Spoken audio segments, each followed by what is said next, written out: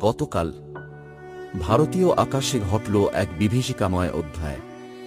Air India নামের একটি যাত্রীবাহী বিমান উড়েছিল অনেক স্বপ্ন নিয়ে, অনেক ভালোবাসার মুখ নিয়ে। বিমানের ভেতরে তখন হেসে খেলে যাচ্ছিল 240 জন মানুষ।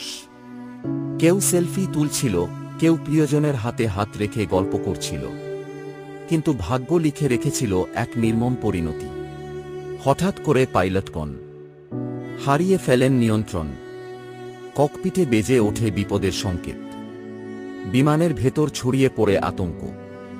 যাত্রীরা চিৎকার করে কাঁদতে শুরু করে। আর তারপর সেই বিমানটি সোজা আছড়ে পড়ে একটি 5তলা হোস্টেলের উপর। বিকট বিস্ফোরণ, আগুনের লেলিহান শিখা। হোস্টেলের কাঁচ ভেঙে চুরমার, আকাশ কালো ধোঁয়ায় ঢেকে যায়। আগুনে পুড়ে ছাই হয়ে যায়